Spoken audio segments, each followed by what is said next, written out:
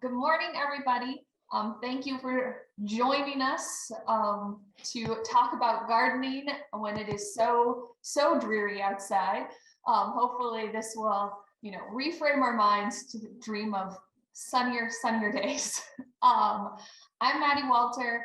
I am one of the co-chairs of the Delaware Urban Farm and Food Coalition Community Garden Committee, who is the committee who's been working tirelessly to put this together. So before we jump in, I do want to say thank you to the whole of our committee who has been working to put this together. So thank you all for all the work that you've put into this. It's a great opportunity for all of us to network and share resources and really start building a stronger community gardening community. So I'm going to attempt to share my screen, and I have a contingency plan if that does not work, so bear with me here. But to give you an idea of our agenda, can everyone see that? Not yet. Not yet, It says that you have started screen sharing. but the screen is still black, except for that statement. Like you're also frozen. Back up, presenter. There it is. All right, so we're gonna make this more complicated. Anyway, so here's our agenda for today. So we are going to start. We're going to have a drawing for some door prizes for folks. So we'll do a couple of those throughout our morning. We're going to start with hearing from some local resource providers to give you an idea of what kind of resources are out there for you and your community gardens. Then you'll also have an opportunity after those short presentations to move around between different breakout rooms hosted by each of those presenters to ask more in-depth questions and learn more about what each of them has to offer. After that, we'll have some more door prizes, and then we're going to transition to something new this year where we're going to hear from some peers of our community garden folks. So community gardens who have really excelled in something that has strengthened their community gardens that can hopefully spur conversation and figure out how we can work together to overcome some of the challenges that we all face. And then at the end of our sort of structured program around 11:30, we are going to open it up to an unstructured networking time. Essentially, this is a chance to have conversation. We will see where it goes. There won't necessarily be a topic in mind, but a chance for all of us to share what we're working on, ask questions to the group, and really just network.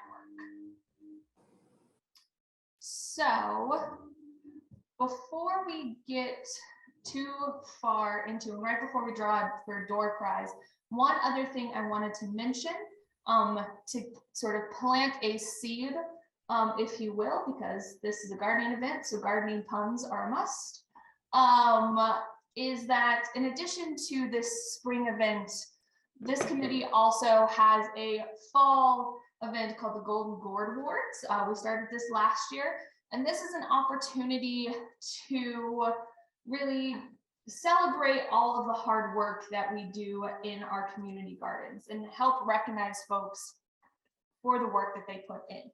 So we will send out this flyer with more information on it, but we just wanted to start getting you thinking about this event.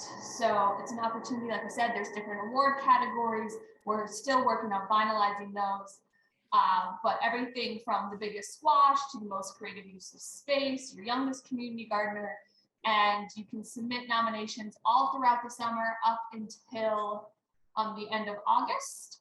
And then we have a nice awards ceremony. It's a potluck.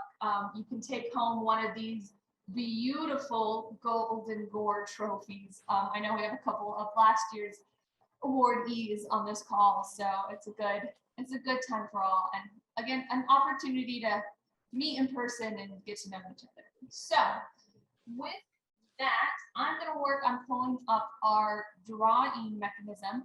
But Linda, do you want to tell us what our door prices are? Yes, can you hear me? I'm off mute. We have gifts, we have gift cards, we have a couple to Leon's Garden Leon's? Center, and we have some to Old If Country two Gardens, to Old Country. 2 to Old Country, 2 to Leon's, and 1 from Bright Spot, I believe, right, Ruth? Great. So this time we will be doing our an Old Country Garden drawing right now. All right, so let me pull up. You're taking notes, Becca. I am. I'm on it. Awesome. All right, so here we go. We're gonna spin our wheel and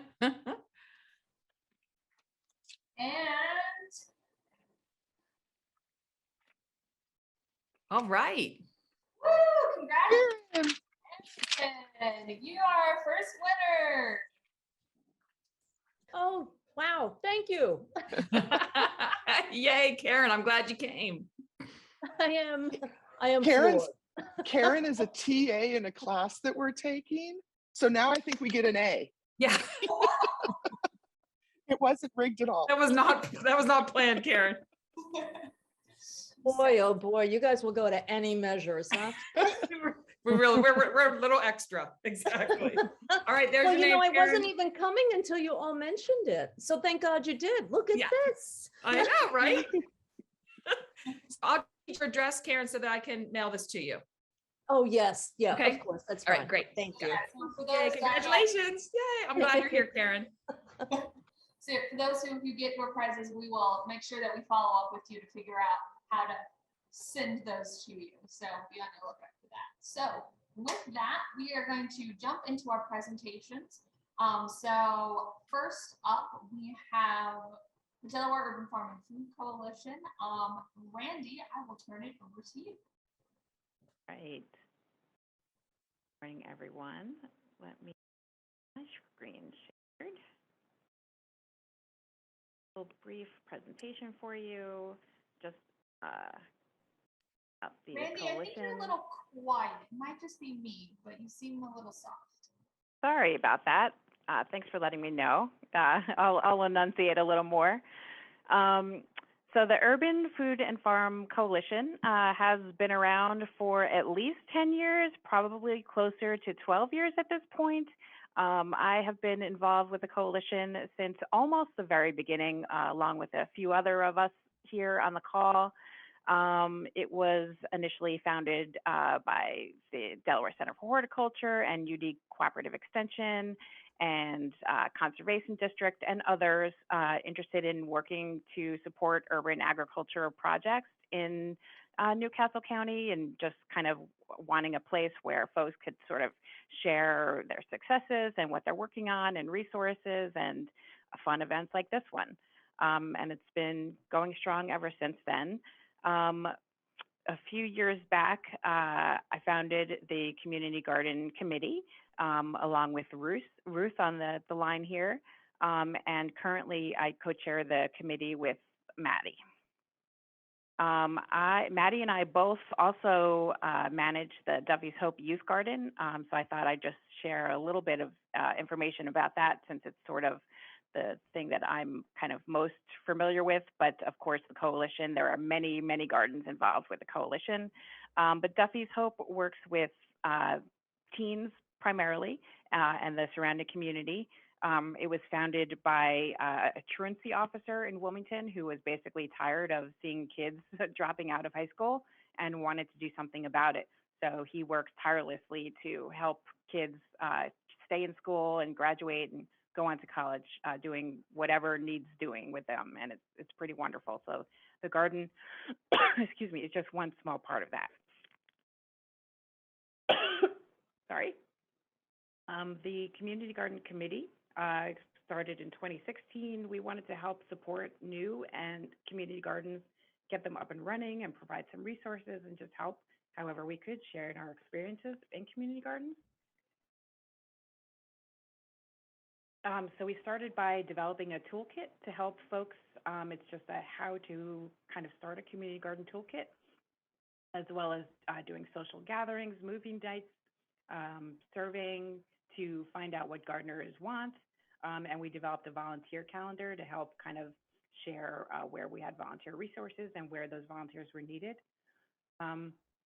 Next year, we started doing a spring kickoff event, which has morphed into this event that was started by Ruth back then. We also did an autumn potluck event as well to celebrate kind of our fall harvest. In 2018, we focused a little bit more on grants that were available to community gardens and developed a grant calendar.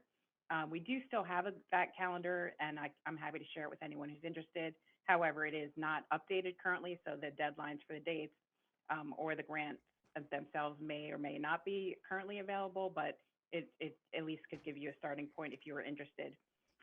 We also worked to develop a list of the gardens that we had in the county, we had a list, but we worked to kind of update it. That is a very moving target, keeping that list up to date.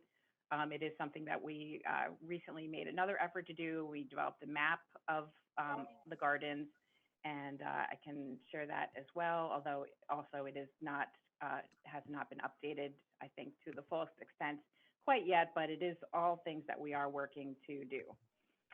In 2019, we held a Skillshare event where we invited a farmer to talk about some different aspects of growing, a few different farmers actually, and some folks just to kind of share skills with people who might be interested in things.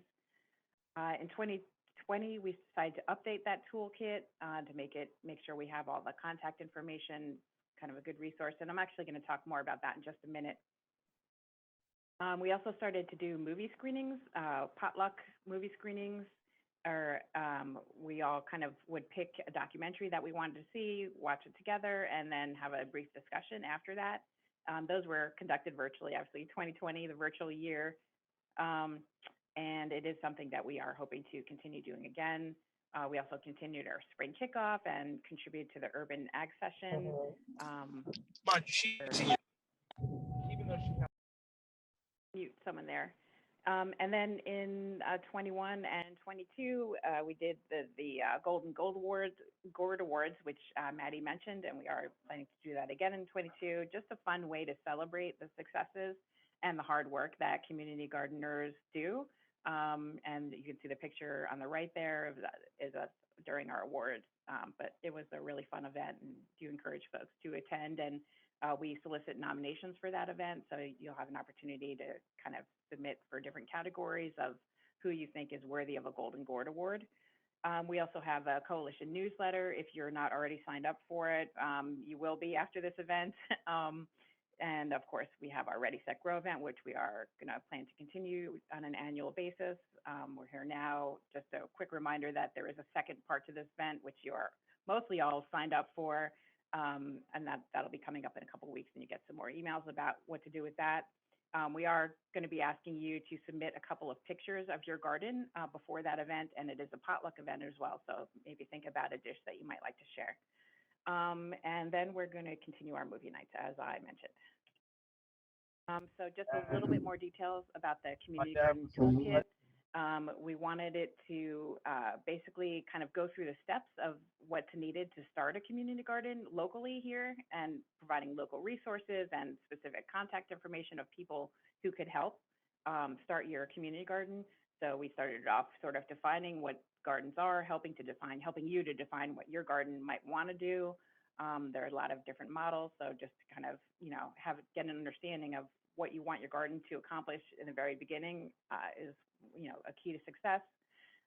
Then we get into the organizing and leadership of the garden. Having, a strong leader with many different skills is very helpful in keeping community gardens going. They're pretty tremendous organizing tasks in terms of like getting community members involved and making sure, that everything is running smoothly in the garden. So it does help to identify what resources you have. And we included a section on looking in your neighborhood at what resources are available to you to help support you in your efforts and how you can identify those. We also talked a little bit about what kind of site makes a good garden, well as a little bit, we touched on planting and maintenance, just sort of a high level kind of some of the basics to get you started and think about topics that you might want to dive deeper into. We have some fact sheets in there, which our master gardeners developed on a few different topics, which are really great tools for you, as well as a sample budget. And there is a link, and I'll share that in the chat for you in just a second here. So the Community Garden Committee meets on the first Thursday of every other month. Our next meeting is April 7th at 5:30. We are currently meeting via Zoom, and we have been for a while. There's Maddie and my contact information, should you want to reach out to either one of us. And again, just a reminder about the upcoming Golden Gourds coming up later on in the year, as well as the second part of Ready, Set, Grow.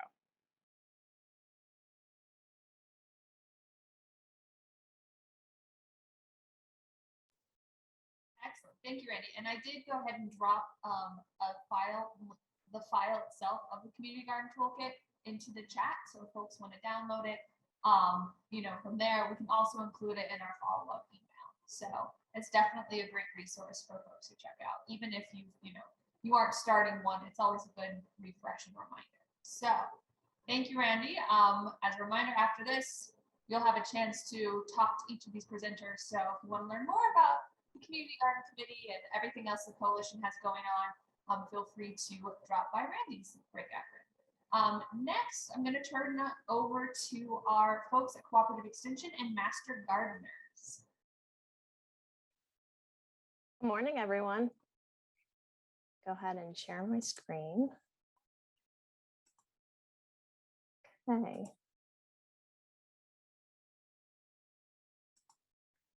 Okay, how's that look? Good? Okay, so it started snowing here, and I can see through Maddie's window that it's snowing there too. So it's kind of killing my spring vibe. But thinking about all things spring, thank you for having us. My name is Carrie Murphy, and I'm with the University of Delaware Cooperative Extension, and I have the pleasure of coordinating the Master Gardener volunteers in Newcastle County.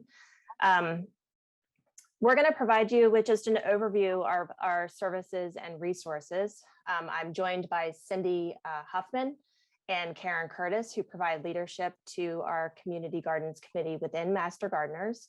And also Extension is well represented today because Tracy Wooten is here from Sussex County. And we've got Megan Pleasanton from Del State and Kent County. So if you've got questions about Kent and Sussex, they are your contacts and happy to help. All right, so let's take a look. So those of you that aren't familiar with Delaware Cooperative Extension, the University of Delaware, together with Delaware State University, composes Delaware Cooperative Extension. We are statewide. We have offices in Newcastle, Kent, and Sussex. And in those offices, we have a number of agents and specialists, volunteers, and resources and services available to you. Our mission is to connect the public with university knowledge, research, and resources to address needs. And we do this working closely with our partners like Conservation District, Delaware Center for Horticulture. We work closely with the Department of Agriculture and a whole host of other partners that I won't list right now. But we very much value our partnerships, and much of the work that we do, we couldn't do without them. We have 4 program areas. So if you visit our website, you'll see that these are clearly outlined as agriculture and natural resources. Sort of a subcomponent of that is lawn and garden and horticulture. We have family and consumer sciences, or food and nutrition, and 4-H youth development. And then, of course, we could not do the work that we do without our volunteers. And this really extends the reach of the programs that we offer into the community. We have training for master gardeners, master composters, a newer program that's run by our family and consumer sciences team. Our food and nutrition team is the Master Wellness Program, or sometimes referred to as Well-Connected Community Volunteers. And then probably most familiar to folks are our 4-H leaders and youth. Again, all of our programs are statewide, so we have volunteers in each of the counties that are available to help you. So I'm going to name off just a few of our services and provide a brief explanation, and then I'm going to turn it over to Karen, who's going to do the same, and then Cindy's going to wrap things up for us. But we wanted to highlight today the resources that we thought you would take advantage of, or that you would be most interested in. And then, of course, this has a Newcastle County focus, just because this program is really servicing Newcastle County community gardens. But much of what you hear about today and what you see here You can connect with our Kent and Sussex County offices and the staff there, and they have either similar programs and services, or they have sometimes distinct services for the clientele that they're working with. We try very much to respond to the needs in the communities. So we get creative with our programming. We have some set programming that we offer, but then we also have the flexibility, which is awesome, to be able to see that you need something and then to be able to respond to that by developing specific programming for you and for the communities that you're working in, or the folks that you're working with. So the first thing that I'm going to highlight is training. We just trained Master Gardener volunteers in the fall of 2021. It seems like years ago, but that was just this last fall. And there are a number of Master Gardeners who are on the call today that have been very involved in the efforts of the coalition and the community garden outreach and education. So I encourage you to check in with them, connect with them, see what the work is all about. We will probably not have Master Gardener training again until 2023. It's based on need and capacity. We typically do every other year because to become a Master Gardener, it is very much that first year of training, but then that second year of getting settled. So it takes time to learn about extension and to really sort of dial in on what you might be interested in volunteering for, and then working with the staff to get involved in programs. We will, though, be offering our beginner farmer training this fall, and I do this together with my colleague Dan Severson, who's our ag agent in our office. The beginning farmer training is not a volunteer training program. It's very much focused on small scale vegetable and fruit production. And probably this fall, it will have a hybrid format where we will have on field training, and then we will probably connect over Zoom like this. And there may be a classroom component too. This training, we usually start in the fall with seeding in the greenhouses. There's an opportunity to provide you with land if you don't have it. We cover soil health, integrated pest management. We get into planning, business planning, planning for what crops you want to grow, what kind of yield you're trying to achieve, and then of course with harvest, where you're going to be taking your produce. So definitely encourage you to connect up with me if you're interested in that training. We also have a soil lab or soil testing services. I can recognize a lot of you on this call, and I know that you've taken advantage of this service before. We do recommend that you soil test every 3 to 5 years. There's information on our website and also on the Soil Labs website about how to do that. And of course, you can contact your county office. The diagnostics piece of that, we have a diagnostic clinic in the College of Ag, and they really evaluate samples that come in. So through your county offices and directly to the lab, you can submit things like insects that are pest problems for you, and we can identify and provide you with advice on maintenance. We also have the ability to identify plants you might not be familiar with. Maybe it's a weed, or maybe you intentionally planted it, but you're not sure, that kind of thing. So check out the Plant Diagnostic Clinic website, which you can get to from the website that we've provided here, which is extension.udel.edu. Karen's going to talk about the garden line. As a complement to that, we have Ask Extension, which is an online vehicle for asking your questions. So you can go to our website, click on the link for Ask Extension, and you can type in your question, attach photographs, and it will get routed to an expert to help you answer your question. We have demonstration sites across the state at the county offices. I mentioned here that also some demonstration at SORC, which is the Smyrna Outreach and Research Center in Smyrna, just north of Dover. At these sites, you can see different techniques. There are different maintenance and management techniques that we're adopting, different plants that we're showing off. We've got food production, we've got herbs, we've got edible plants that have ornamental value, we've got native plants, composting, you name it. I think Master Gardeners have done a tremendous job of trying to show you how to do it well in our gardens. And then I'll just wrap up and turn it over to Karen with our website. We have in the last few years tried very hard to, I would say, reorganize our website. It was relaunched and a little discombobbled for a bit. It still is discombobbled, but we've made some progress. If you go to extension.udel.edu udel.edu, it will get you to where you want to go, but sometimes that's not clear. So at the very end, if we have time or in the resource rooms, I'll pull up some specific sites that you might be interested in that are focused on community gardening, growing your own food, and then just getting to the resources that you might need. So now I'm going to turn it over to Karen. Karen? Hi, everybody. I'm going to talk about several of the programs that Master Gardeners work on. The first one is youth education, which is a program where Master Gardeners go into the schools. Now, this has been on hold since the beginning of COVID. It's going into elementary schools, and there are several topics that are covered. The life cycle of butterflies. Now, there's a recording of this on YouTube. Trees in spring, the buzz on bees, and insect detectives. But as I said, that is on hold right now because schools have been, because of COVID. We offer workshops and presentations. They've been primarily on Zoom since COVID. The next one that may be of interest to folks on the call is March to the Garden. This is on March 19th, which is next Saturday, and it's a 3-hour program, and there are 3 topics. The first one on growing hibiscus, the second one on healthy soil for healthy plants, and the third one on using raised beds to grow vegetables. There's a garden line in each county. In Newcastle County, the number is 302-831-8862. You call with a garden question or problem. And then within a couple of days, you leave a message and the Master Gardener gets back to you with a response. That's never been an in-person activity, and they're using email and people sending photos.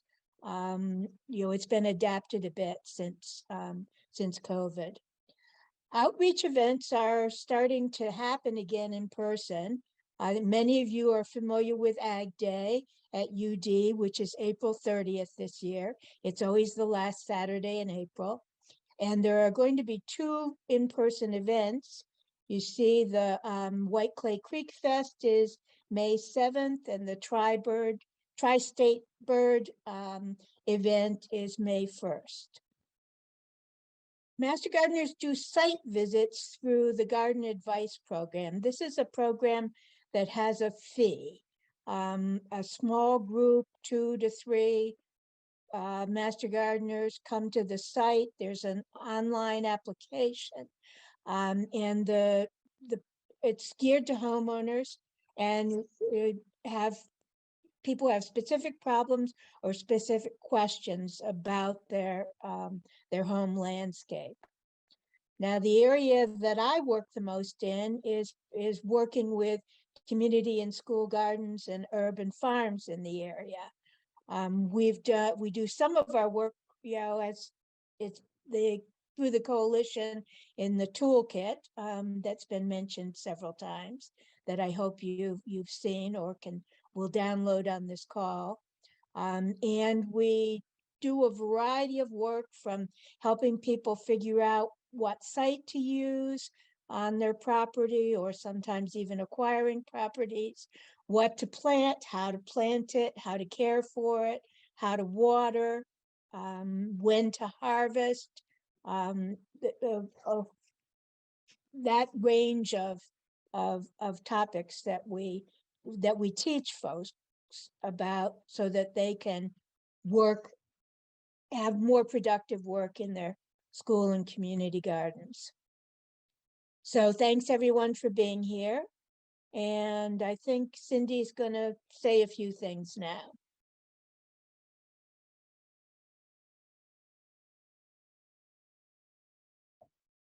Hello, Or maybe- everyone. I am Cindy Huffman. I'm one of the master gardeners, and with Karen, I'm co-chair of the School and Community Gardens group. I, in the interest of time, don't have a whole lot to add with what's given here, but I do highly recommend you visiting the Cooperative Extension website. There are a number of really good resources there. Some of those are highlighted on these links, and you will be getting copies of the presentation so that you can see them later. Two in particular that I wanted to highlight today is if you go to environmental stewardship and scroll all the way down the page on environmental stewardship, there is a list of events that are upcoming. Today's event is listed here, and the upcoming Master Gardener workshops are also listed. So for example, the March 15th one is a really fun one where you take your kitchen scraps and turn them into plants, something that's easy for everyone to do, even if you don't have tons of garden space. Next Saturday, as was mentioned earlier, there's March to the Garden, etc. So there's a really handy space in the website to look at. Another one that I love is the Grow Your Own page. This has really been improved tremendously over the last couple of years and is a lot of fun. It's a great resource for individual vegetable fact sheets. They're really nicely organized. You can find anything you want on these vegetables and herbs and fruit resources. So I highly recommend you check it out. They've done tons of work in the organization, and as Carrie is showing, when you scroll down, there's a number of other resources available, including the Community Garden Toolkit, which was put into the chat. I do want to highlight that Karen and I are always available, as is Carrie, for advice on your community gardens. We work with school gardens. We're working with garden clubs in high schools this spring. We work with some of the elementary schools just in terms of figuring out good site locations for the gardens. And we work with community gardens. So for example, in that, one really fun thing we're doing this year is helping one of the community gardens that has had problems over the pandemic, really keeping people interested. We're helping them put together a fun event to really kick off their season and bring in some educational elements where they can start growing other sorts of vegetables than have been featured in the garden in the past. So we highly recommend, if you have any questions about community gardens, we can come out to your site, we can answer things through email, we can help out in a number of different ways. So these, you can see the Carrie and Karen and my email addresses are all here. And as Carrie or I guess Karen mentioned earlier, the garden line in Newcastle County is available at 831-8862. Great, thank you. Awesome, thank you. As if it was not readily apparent, they have an amazing suite of programs. So definitely things that you should keep in mind and take advantage of.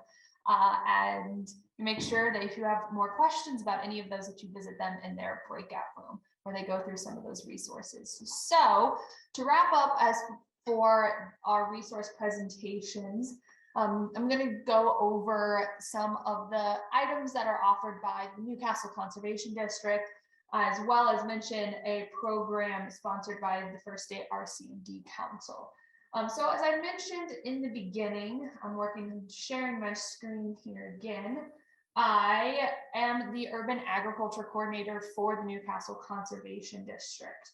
And we have a set of programs that are of interest. We do lots of things sort of on a case-by-case basis versus having standing programs, especially as a result of the last couple of years. So to give you an idea, we really talk about our programs in sort of three major areas: technical assistance, education, and then funding opportunities.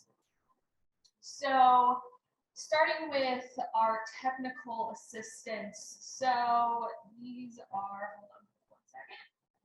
So our technical assistance takes on lots of different forms, excuse me. Everything from conducting site visits. If you in your community garden want to, schedule time with me, I come out. I sort of do one-on-one consultations with folks in the community garden to look at their plots, answer direct questions. Sometimes folks, afterwards will send me pictures like you see up here in the corner and be like, hey, what's happening? I'm panicked. So we help you navigate those problems. And one of probably the biggest services we do in this technical assistance bucket is what I have recently started referring to as air traffic control. So I make it a point to connect with lots of different folks and understand who's out there, what services are being offered. So even if the conservation district is not the best fit for whatever you're looking for, I make it a point to make sure to get you connected with the right people. So if you're not sure where to begin, you sort of have an idea, you have questions, you want to investigate something, get in touch with us and we can get you connected to the right person to follow that train of thought wherever you want it to go. In addition, we also do some of the background elements when it comes to running a community garden, things like grant writing, volunteer management, planning. So in addition to, helping troubleshoot whatever it is that you're growing, we also provide resources and help folks with those background elements. And this ties directly into our education. So right now we are still offering standalone workshops, whether they're in person or virtual, that's really up to you. We cover a wide range of topics. The ones that are listed up here are the ones that we do most frequently, but really we're open to anything that your garden needs. So if, like I said, if you have an area that your garden is interested in, let us know and we can either work on developing a workshop for you or we can get you connected with somebody who's already doing that work. We also have a YouTube channel. It's been a little quiet recently as we've been pulled into other things, but it's there as a resource in case anybody is curious. And then we also have funding opportunities. So we have this Urban Farmer and Gardener mini grant program, which awards up to $2,500, which is an increase from what it has been the last several years, to any nonprofit, community organization throughout Newcastle County. This one is limited to folks within that county barrier. And really it's an opportunity to get whatever it is that your garden needs. There are some flexibilities within this funding. The goal is to expand production and improve access to healthy foods. So that, means a lot of different things. Everything from helping you put in infrastructure, whether it be fences, sheds, decks, wash stations, to starting community gardens, to putting in water lines, getting tools, soil, so many different programs. And many gardens over the last 4 years have taken advantage of that. So unfortunately, this application process did just close, so we're not accepting them again until next January. But it's something to keep in mind as you go throughout the season and you're thinking, oh man, wouldn't it be great if we have this? You can start thinking about how you would acquire that next year and take advantage of this program. On the other side of that, in terms of funding, is that there's also an opportunity that is offered by the First State Resource Conservation and Development Council. This program is run by Rick Mikowski, who is on this call and who will be joining me in my breakout room afterwards. Rick and I share an office wall, so we work very closely together. He also works here at the Conservation District. And this mini grant program accepts applications on a year-round basis. So if there's something that your garden is looking at for this year, this might be a potential opportunity. It awards up to $500, and these are sort of the main target areas of this grant. So you can see urban farm and community or school gardens, pollinator habitats, rain gardens. So if you have more questions about this, we'll make sure to send this in the file after the conclusion of this program. And you can also join us in our room to ask Rick more questions about the types of projects that they funded in the past and get more details about their mini grant program. So I will stop sharing for that. Alrighty, so that's what we have for as far as presentations for this first part. Now what we're going to do is here in a moment, I'm going to open breakout rooms and I'll walk through that process in more details here in a moment. But essentially, this is an opportunity, as we've mentioned throughout these presentations, to freely move about any of the rooms. You can visit all three, you can stay in one, it's really up to you, and ask more specific questions. So I am going to open these breakout rooms. Hold on a second. When my computer glitched earlier, it took those out. So I'm going to have to refix those. But essentially, once I open the rooms, you'll be able to select which room that you would like to go to. There'll be an option where if you hover over the name, it says go to room. If you're having troubles moving to and about rooms, we have the lovely Cindy Huffman, who has graciously volunteered to help folks get to where they need to go. So if you give me one moment to get those all set up. And we're gonna have about 20-ish minutes or so to move about in these rooms. So we'll send out a reminder, a notice to everybody once the rooms are about to close so you guys can get prepared for that. Let me think. Anybody have any questions before we set everybody loose? And feel free to unmute yourself and ask away while I do this. Were you gonna do another door prize, Maddie, or after? Yeah, we'll do some afterwards. So it's an incentive for you all to come back after the breakout rooms.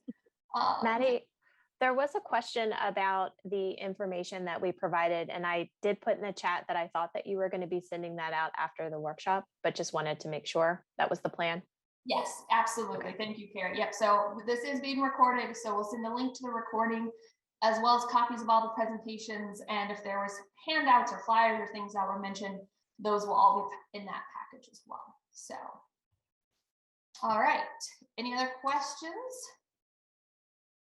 If not, the breakout rooms are now open. So you should be able to see a breakout room at the bottom of your screen, a tab, click on it, and then see the options within those rooms. So we'll give folks a few moments to start moving around. We'll see you back here in a little bit.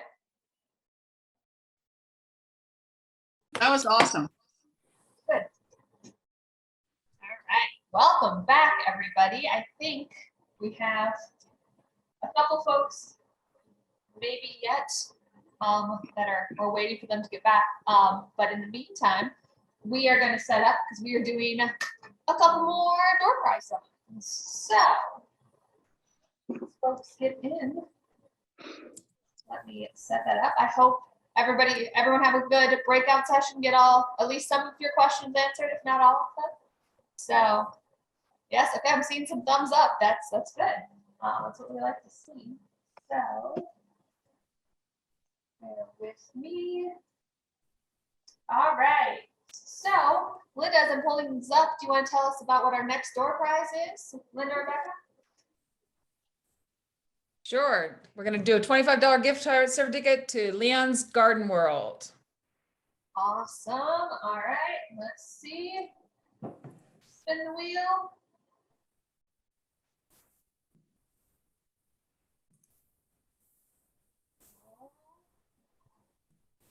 Woo! All right. Yay. Yay, Megan. Kent County getting all the door prizes. You have to drive up to Newcastle though. Yep. She's just gonna give it to me. She's giving it to me.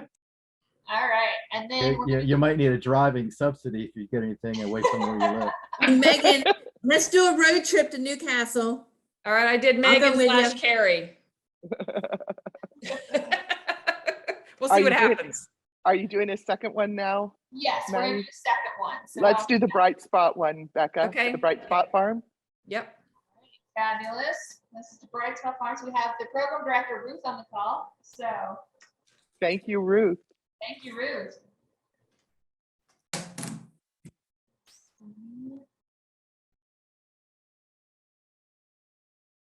All right, Diane. Diane, yay. Oh, yay. She's part of our church community Yep. and supports our garden. Congratulations. So very good. All right. There we go. And so we'll still have one more opportunity for door prizes at the end of our program, and there'll be more at our in-person part 2 as well. So if you are not registered for that, that may be a good incentive for you to come hang out with us for the evening.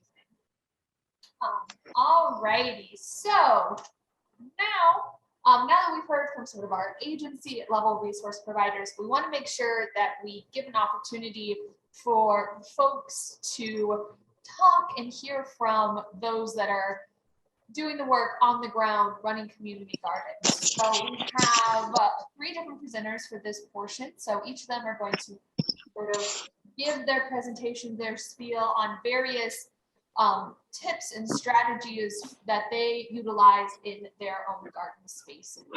And afterwards, there will be some time for questions and networking after the presentations. So we are going to start with, I believe, Shepherd's Garden, you're up first. Okay, thank you. So, Hi, everybody. Hi, Thanks for having everybody. us today. First, can you see that? Can everybody see what was going on? Yep, Yeah. you're good. Okay, great. So I'm Linda Almanis and Becca Wave, Hi, I'm Becca Galino. and we're new UD Master Gardeners. We were in the class of 2021, and we're also co-coordinators of the Shepherd's Community Garden, which is located at the Lutheran Church of the Good Shepherd in Newcastle, Delaware. And we're here to talk to you about tracking your harvest and the fun and the importance of doing that. So first of all, why do you want to track your garden? It's taking the time to do this will help you with some invaluable information as you want to take your garden to the next level. You can, okay, first of all, full disclosure, I was trained as an engineer, so numbers are my thing. So of course I was going to track everything we grew and how much it weighs, but we found out there's so many valuable things from doing that rather than just getting a weight number. But you can of course calculate and compare your performance year over year. You can see how different crops grow, when different crops grow, to plan succession planting.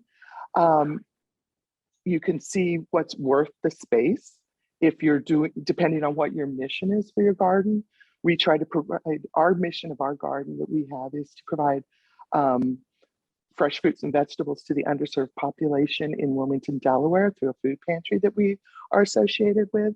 So we really try to provide as much as we can. So we kind of, some things are not, we don't put in because it's just, it would take up space and not provide a volume of food that we're trying to do.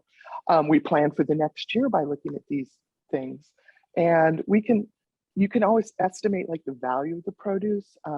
Like our food pantry, we always have to give them a weight because they get grants, they need to have a value of that. So it's useful for that.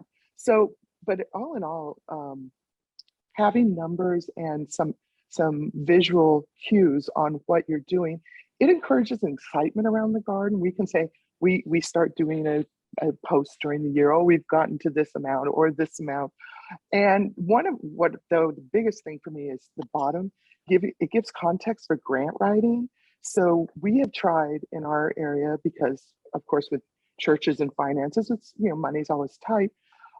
We've reached out and written a lot of grants, and we're able to give concrete numbers of the effect of the Shepherd's Garden in the community and how many people it's helped by giving poundages and things like that.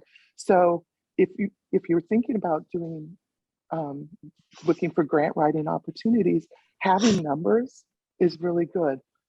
But don't, sometimes people are like, oh my gosh, that's so much. But Becca's going to explain why that's not the issue. So let me try to move on. Here you go, Becca. So it really, I'm not the number person, Linda is, so that's her passion, but now I've become a true fan of it as well. And it's just, your volunteers, anyone that's helping you, you just make it part of the routine, and they will do it, like if you ask them to do it, you show them how to do it, and you make it really simple. And we're on to our second scale now. We kind of broke, I think it's our third scale, Linda.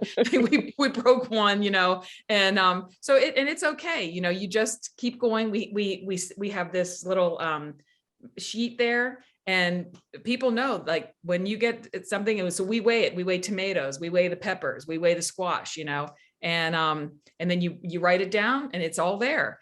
And it really does make you excited to see how much you have produced. It's another way to look at it, and it's it feels great to be able to say these numbers to people, because it's real. I mean, that's a real thing that you can say. We deliver 1,000 pounds of fresh produce to people, and that makes a big difference in their lives. And so yeah, and you can make it really complex, or you can make it really simple, and it definitely helps with. There's some people that really respond to it, and they really love that when you can say this number, what we've done and what we've produced. So yeah, it's great. So we were going to show some different ways. So there's the people who like the picture way of what you would do, for example, an Instagram post or a Facebook post. And then I'm going to show you some things more of the graphing and how to use that for planning in your garden. And all of this is, it's spreadsheet. We do it spreadsheet based, and Beck and I would be love to help anybody get started on this. I have a spreadsheet I can share. It's not intimidating to do this, and it comes up really cool. So first, go for it, Becca. These are. Yeah, so look at this cute post. We got so much love for this 2,100 pounds of love donated this year so far. It was just, that was on Facebook, and did we put it on Instagram too, I think, Linda? And probably. It was just like so great. Like that's such a fun thing to be able to say, and then there's your graph, Linda. You want to talk about your graph? Well, this is just another way to show that, I told you we are into producing the most we can. So tomatoes and squash are really our jam. We get lots of that, but it shows what we do, and it's just a visual representation, and people can see it really quickly rather than me standing up and starting reading off these numbers. You see a picture. Tomatoes, we're golden on tomatoes. So as we know, pictures are worth 1,000 words. So being able to make those easily is really cool, and it makes your life easier as you're advertising your garden and trying to get more and more people excited about it. Now don't log off on me when I show you these. There were reasons you learn graphing in school, because they teach you things, and so you can make those type of posts with the numbers. But for those who really want to get into some of the more detailed things for planning your garden for the next year, seeing what produces better. For example, I just have a plot up here. These are the different years that the Shepherd's Garden has been in existence. It started down here in 2017, then 2018, 2019, 2020, and 2021. You can just see our curves, and it's good for us to show, for example, our church community, that as we did increase our space, we increased the amount we did. And once we cross this 2,000 pound line, that's a big number. That's producing a ton of food for our little garden was really kind of like a real uplifting thing. It was a milestone to be able to say that, to just, because you're always trying to say, this is a valuable use of our property. So we were able to say that. We can kind of see you know, where we go to, you know, and we know that this August month is the really tough month for gardening. You're all tired and hot by then, but we get through it, and then we push out. We usually end at beginning of November. But also I pull out some things. For example, I look at squash production over the dates that we look at. And what's valuable on here is over all the years, you can see our squash production really goes from like the end of June to the end of July. And then our squash are done. So why that's important for us is for our succession planting. We know that we're going to pull out all those squash plants. We're not going to try to milk it. We used to, because I hated pulling out plants. But now I know they're just not going to produce a lot, and it's not worth the space anymore. So we either plan our planting beforehand by putting in some of the later crops interspersed, like the peppers, for example. That's why the peppers is here. You can see the peppers start producing really in August. So we plant our squash early, but we also plant some pepper plants. They grow up while the squash is doing their thing. We pull out the squash and the peppers start doing their thing. So there's really valuable information you can find in this. And like I said, it's not rocket science. I was a rocket engineer, but it's not rocket science. It's using the data to really improve your production, being able to show progress, get grants, and in our case, feed hungry people. So that's what we use that for. So our final thought on this is numbers can be fun. And Becca and I, here's our contact information at shepherdsgardenlcgs@gmail.com. I would be happy to share and set you up with a spreadsheet that I produce these with. And this plot, I could show you how it sets up. The plots can come up automatically. So you don't even have to create your own plot. It's set up for that. And what we do is, Becca said, we have a sheet that we write down the numbers of tomatoes, peppers, cucumbers, whatever. That's in the same order as the spreadsheet. So you just type it in each day that you harvest. And it really makes it easy. I really think it makes it valuable. I think our church has enjoyed being able to see the progress, and definitely our clients have benefited from getting this food, and then we can quantify it so that we can do more. So thank you for your time. Thank you. Stop sharing. Excellent. Thank you, Linda and Becca. And if folks want to see their actual setup, another plug for our part 2 will be happening in their garden space. So you can see how they track in person, because as you have learned, it is an incredibly useful tool for folks to have in their back pocket. So with that, we're going to transition to our next presenter. So I'm going to turn it over to our Bright Spot Farms, Ruth, to talk about how to engage youth in the gardening process. Hi, everyone. Happy snow spring day. My presentation, there aren't any PowerPoints, Linda, or graphs or any of those things. So if any, I'm not sure if everyone is familiar with Bright Spot Farm. So we are an organization, a nonprofit in Newcastle, Delaware. And so what we do is we have a greenhouse and 2 acres of land on the Herman Holloway campus on Route 13. And what we do is we employ youth throughout the summer, spring and fall. So the way we're set up is we employ youth on off seasons, which is spring and fall, and we build them up. So what we do is we teach them about leadership, about public speaking, and then in the summer they take on a leadership role and they become peer support to their peers. So what we do is we hire an additional group of newbies in the summer, and these youth become their mentors in a sense. So they teach them about farming, about greenhouse management, landscaping, and we also do some classes throughout that time. We do food justice classes, food insecurity, a lot of social justice workshops for them. So it's just building them up. What we try to do is not really create farmers. We're just trying to create leaders in their community. That's our main goal. And the way we keep the youth involved is basically like making our space a safe space for them.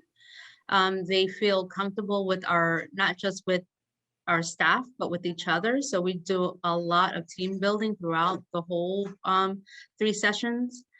And the way we recruit is by them going to their peers and saying, hey, I was part of this great program. Please, you should come on in the summer and the fall. And I'm luckily, knock on wood, we really do not need to recruit. Our recruitment is basically our youth, word of mouth.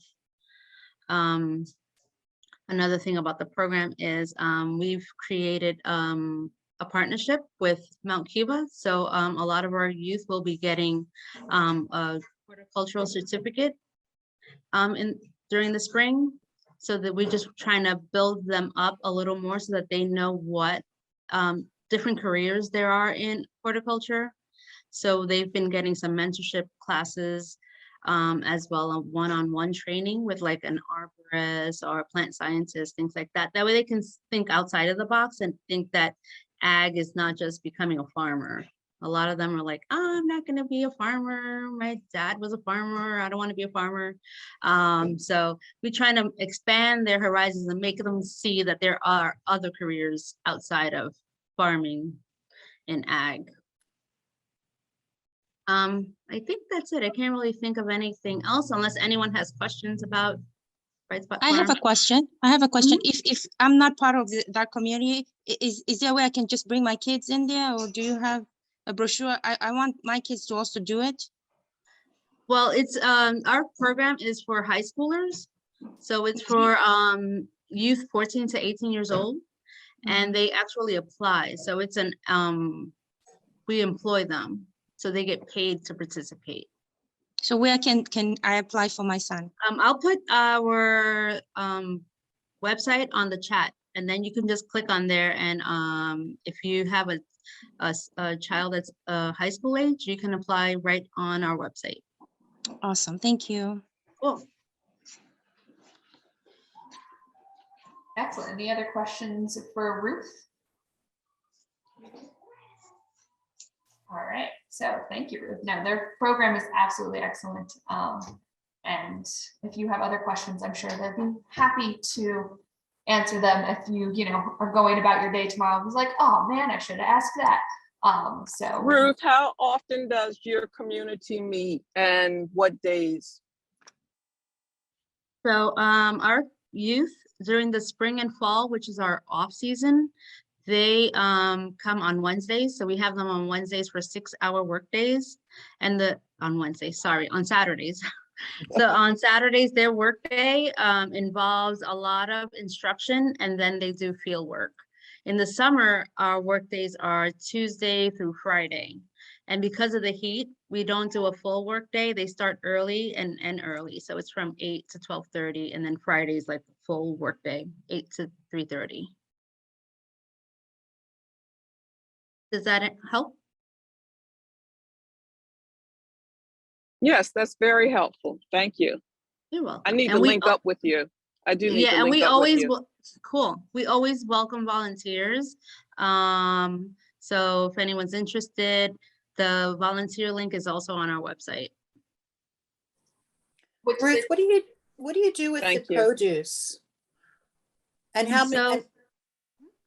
Yeah, what do you do with the produce, and how big is your the garden? Okay, so we have 2 acres of land that we're currently leasing from the state. This year we're expanding, we're adding an additional acre. A lot of the produce that's used on the farm itself is used for CSAs. So we have 25 member CSAs, plus we have contracts. So we have a contract with the state. They purchase 35 CSAs throughout the year. And we also provide CSAs to our youth. So they receive full shares while they're employed with us. And we also have some contracts with community members. So some churches, we donate produce to them, and it's part of their distribution. Last year, we were able to provide 110 CSAs, and 70% of those were for food insecure families. What's a CSA? A community supported agriculture. So what CSA means is, so we have community members invest in our farm beforehand. So let's say you wanted to become a member of the CSA, you pay for your produce up front. We also have sliding scales. So let's say our CSA is $400 for half a share. What that means is every week you would be getting $25 worth of produce. Sliding scale members, people that have SNAP, they get a reduced CSA. So let's say it's $400, you would only pay $100 for your CSA, and you can pay with your SNAP card.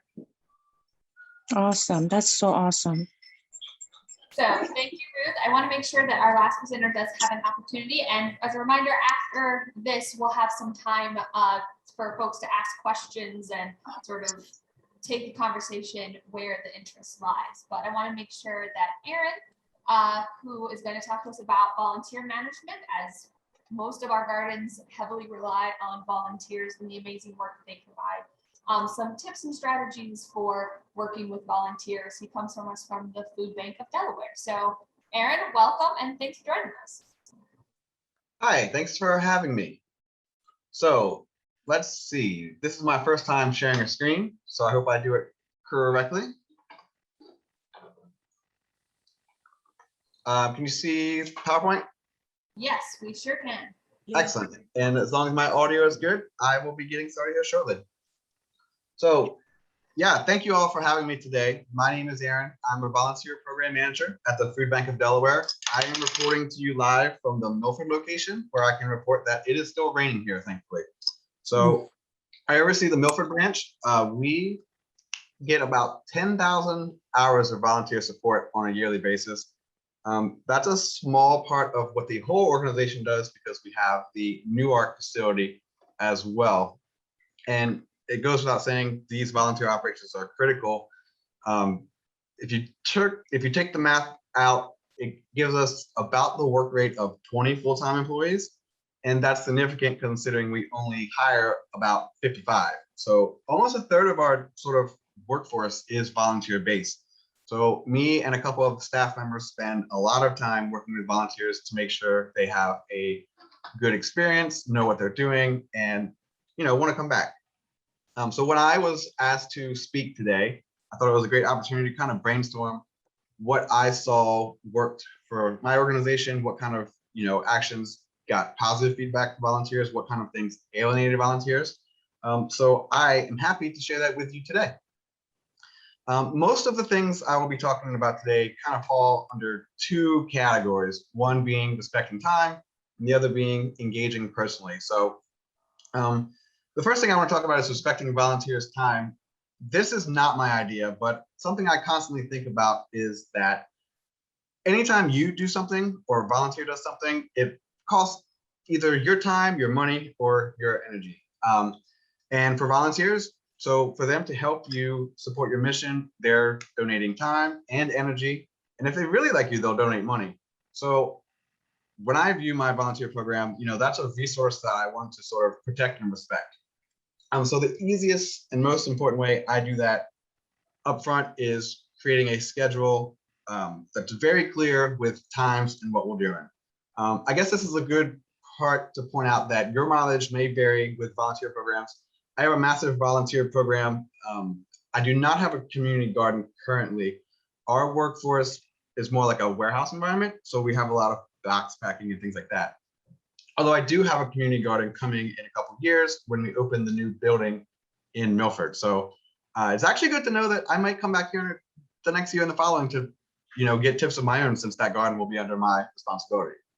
Regardless, when I spend time making the schedule, like I mentioned, I like to point out very clearly what the volunteers can expect and what times they can sign up for. And we do this months in advance. So this is helpful for volunteers who like to utilize a regular schedule.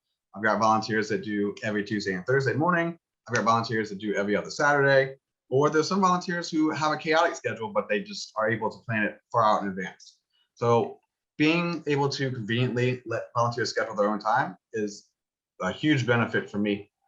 And then furthermore, having a clear description of what we're doing, I think is very important as well. So like I mentioned, our work is, it's very physically demanding. You're moving for 3 hours. You will be on your feet the entire time. You'll be lifting boxes that may weigh 30 pounds.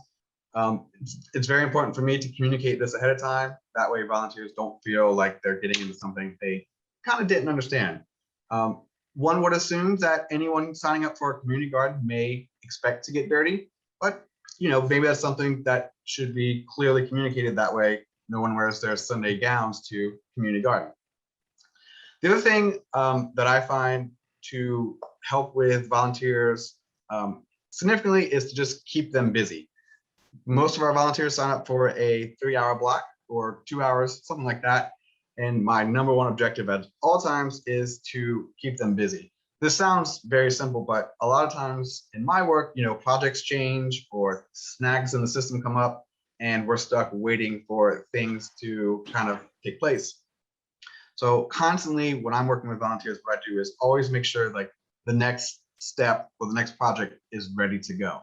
So if I see, we might be running out of donated goods in the warehouse and that might take 10 minutes to find, I'm going to start looking now. That way, once they're ready for the next project, we can move them right on. So long story short, I want volunteers never to be waiting for the next step. And that's something that I get a lot of feedback on for people who enjoy our volunteer program.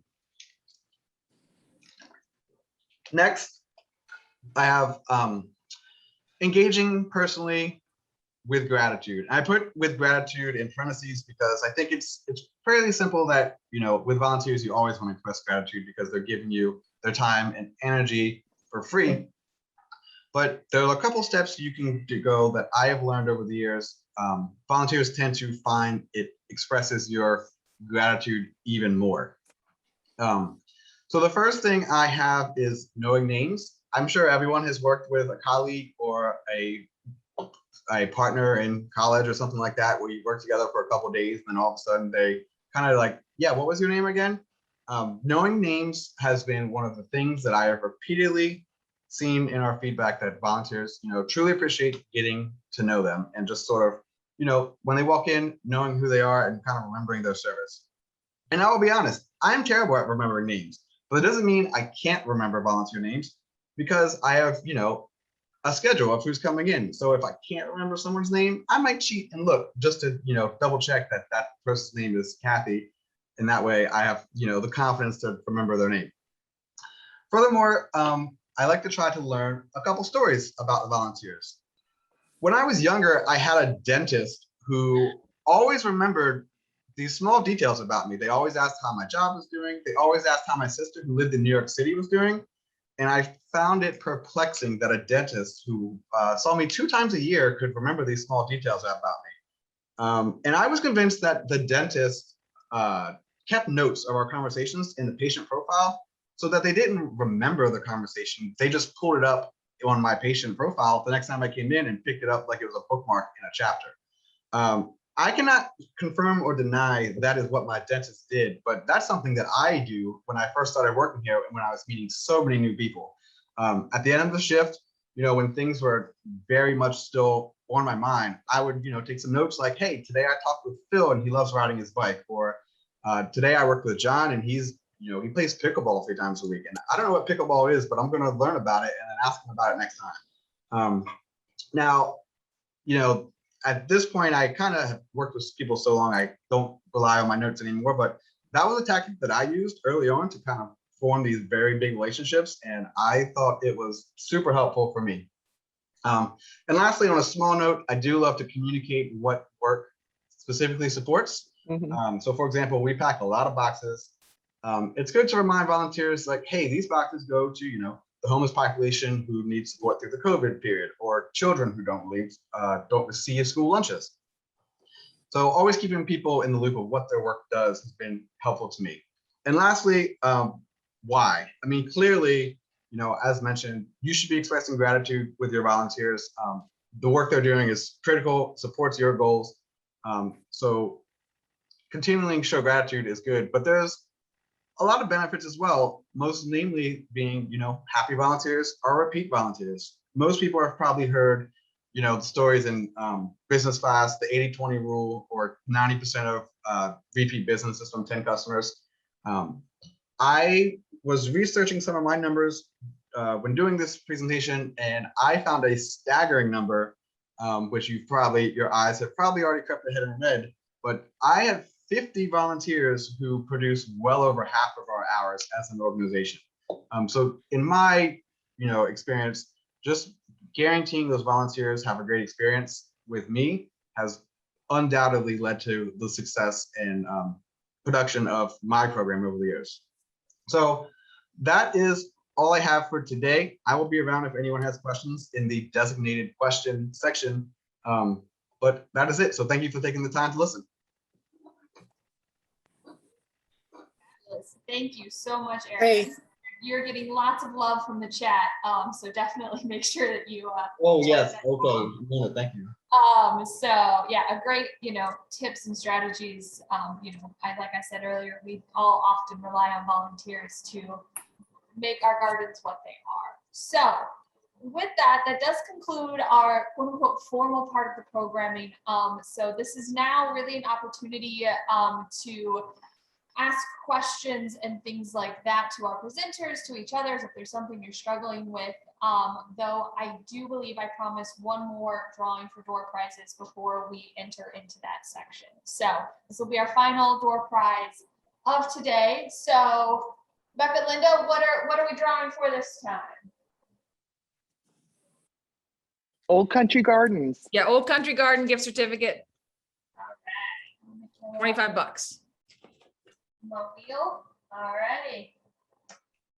Here we go.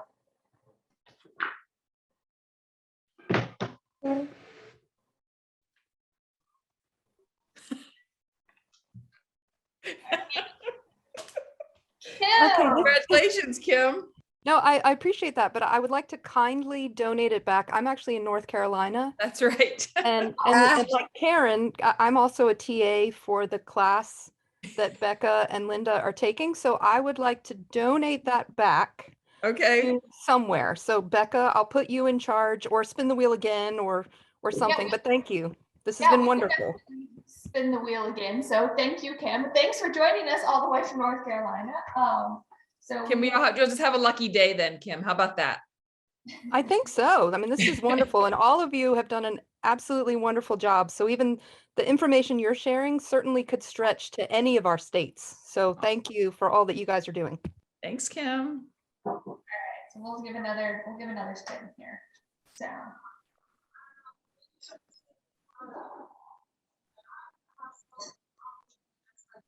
Karen, yes. Yes, Karen, look, congratulations. Our classmate. Thank you very much. Good job, Karen. All right, so thank you. Congratulations to all of our door prize winners. We'll be getting in touch to make sure that. Sophie, I need my pen. All right. Zoom. This is Zoom, right? We had to have at least one. So, all right. Again, thank you all so much for coming.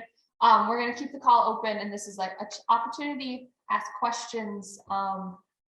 And, as we've mentioned several times, you will be getting a follow-up email with all of this information. There'll be an evaluation as well.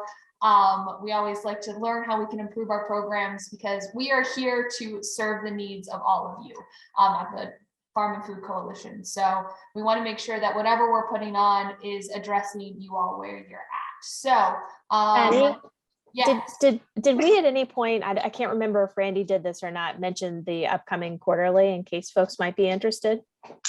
Excellent point, Carrie. I can put it in the chat. Yeah, that'd be great. So we do have we meet quarterly as a coalition. So we have one upcoming on March 6th. It happens in the evening, and I believe we're doing it from 4 to 6, 4:30. It might start at 4:30. But Carrie's going to put it in the chat. This time we are having Mark Williams who is an ethnobiologist. He spoke at our Urban Ag session back in January. We're bringing him back for more by audience request. So it'll be a fabulous presentation about wild edibles and food forests, and just a great opportunity to network with folks. So with that, we're going to ask questions. If you have a question, raise your hand and I will get folks called on. So I see Robin. I saw Robin's first, so we'll go with Robin. Thank you. A lot of great ideas. And I'm just curious if anybody knows, because I was thinking when we were talking about volunteers and Ruth was talking about her high school students. Are high school students still required to put in volunteer hours or? Definitely, yeah. That's still a requirement for high school. Okay, that's good. I could probably maybe get some high school kids in my community, our garden community, to volunteer. Yeah, we also get volunteers from the University of Delaware. A lot of the fraternities, that's part of their requirement as well. Oh, wow. Okay, good to know. Robin, when you're reaching out to the high schools too, you can reach specifically to National Honor Society because they always have volunteer things too. So, oh, good to know. Thank you. You can do it generally, but also to some specific areas. Okay. Awesome. All right, great question. Camilla, I see your hand is raised, so I hope I'm pronouncing things correctly. So. Hello, can you hear me? Yes. Okay, so this quarterly coalition, whatever, you guys gonna send the emails again out? Yes, you'll get a follow-up email with the login information for that quarterly meeting. Okay, and another question. I heard that the University of Delaware does hatchery, like you go in and they learn about small, like they do like the hatching of the chickens, of the small chickens, and then they donate them. Do you know how to get involved, how I can get involved with that and get some chickens? Anybody know? Carrie, is that through the 4-H embryology program? Yeah. I'm sorry, I was typing something into the chat. What was the question? About the UD hatches chickens and they donate them? So we do have the embryology program that's running out of our Newcastle office, but I know that this year they've already filled up. You have to apply early for that program, and it is where they take the eggs into the schools, or if you have like a community organization that would be interested. I can put the contact in the chat for that. That's Jenny Trimfio, who is with our 4-H program, but I know that they get overloaded with requests and it fills up quickly. So you'd be looking for that sometime probably in January of next year. Okay, thank you. All right, Shirley, I see your hand raised. In the breakout group, you mentioned the demo garden and something about Mondays. People were there. Could you speak more about what you have at the demo garden and what occurs on Mondays? I can do Sure that. thing. Yeah, thanks, Karen. I was still typing into the chat, so I only heard a bit of that. That'd be great. Master gardeners have 2 demonstration gardens at 461 Wyoming Road, which is where our part of Cooperative Extension office is. In the front of the building is a native teaching garden, which has trees, shrubs, and a variety of herbaceous plants. And are they working on Mondays too? Okay. And then in the back of the building is the fruit and vegetable demonstration garden. They're both going to be starting their regular Monday work days, pending what happens with the weather this weekend, I think, on this coming Monday, March 14th. In the vegetable garden, they'll be doing cleanup, and I think they'll be doing the same in the native teaching garden. And I'm more familiar with the fruit and vegetable. There are raised beds, there's in-ground, there's trellises, there's a compost demo area. There are self-watering containers that different master gardeners have developed. So we recommend anybody starting a community garden to visit there. Okay. What time on Mondays would people be there? They start at 9 and they're there for 2 hours, sometimes a little longer. So is that a good time to come over just to see what the demonstration gardens look like and what's involved? Right. Now, this year, if you went there on Monday, there'll be cleanup, the debris from last year, but they are going to do some planting too, because the master gardener, Rick, who heads up that area, he starts seeds at home. So they will be doing some planting as well. Okay, so outside people that are not master gardeners could just come over to take a look and see what's going on? And ask questions, Okay. Okay. I know, Rick, I'm gonna give him a call this afternoon just to give him a heads up, but Shirley, Rick Judd is the person in charge of that area. The biggest stumbling block to visit us is just to be sure that you either park in the visitor parking labeled spots, or you come into our office and you get a parking pass for visiting, because we are on campus. So whether you come when master gardeners are there or when they're not, just make sure that you park in the appropriate space so that you don't run into any trouble. Or come in and see us and we can give you a pass. Carrie, is it still necessary to do the COVID screening before you arrive, even if you're outside? Not outside. Yeah, thank you, Marjorie, for reminding me of that. The university has loosened on the guidelines just a bit. If you are coming into the building, that we're asking that you do a quick health check before you visit with us. But for outside, not a problem. You can just come when you like. To get a parking pass, do you need a COVID test before you come? No. Okay, okay. What's the address again? 461 Wyoming Road, Newcastle? Yes, I think that Maddie just put Newark. that into the chat for you. It's Newark, not Newcastle. It's a street that's in between Chapel Street and Library Avenue. And we do have information on our website, which will be provided to you after the meeting here this morning. So you can go to our website and there's a link for all of the demonstration gardens that Cooperative Extension supports at each of the county offices with some details there. And Carrie, I just put that link in the chat box. Oh, for great. everyone, Thanks, so they can Tracy. I see didn't see that. all 3 county demos. Thank you. It says on Tuesday from 9 to 12. Isn't it? Didn't you just say Monday from 9 to 12? Yes, Mondays. So Sussex County. It's on Tuesdays, Mondays for Newcastle. Oh, okay, sorry. That's it. you can always give us a call too if there's any confusion. Just give the office a call. They'll let you know if master gardeners are there. And what's the office number? Let me type that in for you. All right. That's also on our website though. Excellent. But there's the office number. Yeah, well, she's putting that in there. Do we have other questions or things that you want to pose to the group? Maddie, going back in the chat here, it looks like Megan wanted to donate her gift card or potentially re-spin the wheel. All right. I don't know that I'll get up there. I'm just being honest. I don't want it to go unused. All right. Well, yeah, we can certainly respin the wheel. So if that's what you would like to do, Megan, absolutely. Thank you. Not that I don't appreciate the gesture, I really do. And I'm glad that maybe I should go to the slots. I never win anything. So I'm feeling lucky today. Just kidding. Scared money never wins.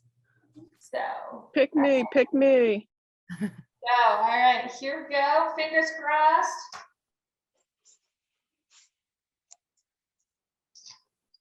Let's see. Let's say Lydia, but I don't know if Lydia is here. I don't think Lydia, I didn't see your name. Is she? Can we double check? No. All right. So I guess we'll spin again. We're building suspense here and the final hour of our program.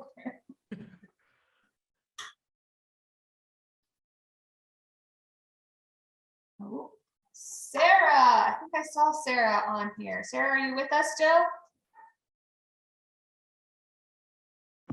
Yes, I am. Okay. Okay. Woohoo!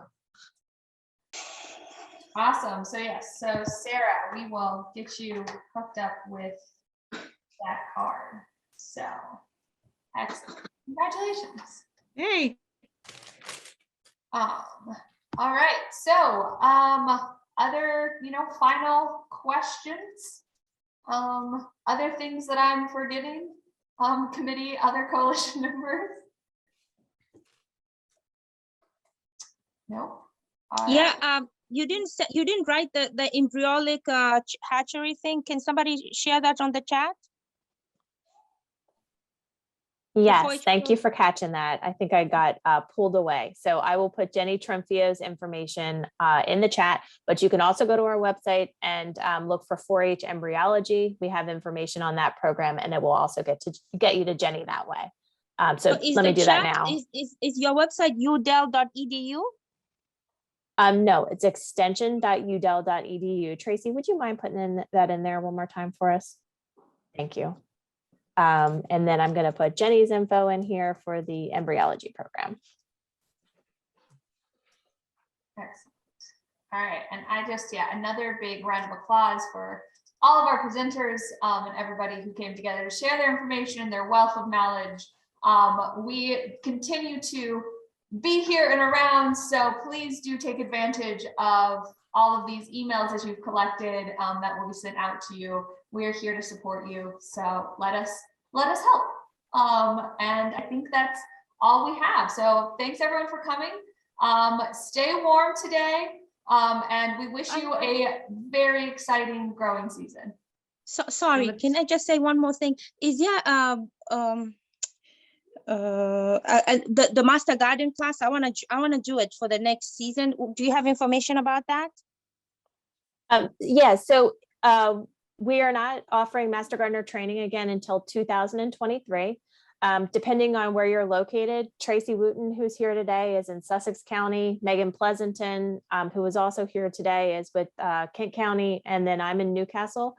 So you're welcome to follow up with one of the coordinators based on your location. And information will be in that presentation that we presented earlier today. So there will be some nested in what Maddie sends out. There's some information online that we probably need to update, Tracy and Megan, now that I'm thinking about it. But yeah, that'll get you started. Thank you. So Glad there's you're nothing interested. this year or next year? Yeah, we do it every other year. And that's typically how we offer the Master Gardener training program. It's how it's been offered in the past and how we're going to be moving forward too. And if you have a lot of gardening questions, especially if you're just starting out, all 3 counties have some great workshops that you can participate in and get to know the program as well until training. Okay, and the way to get to ask this question is through the email that you guys sent out with the information, right? Yes. Yep. Okay. Yeah. Mm-hmm. Thank you. All right. See you on the 26th. Yep. See you on the 26th. Yes. Thank Take you, care, everybody. everybody. Great to see you. Thanks. Thank Bye. you. Bye. Bye, Bye. guys. Bye. Thank you, Maddie. Enjoy the snow.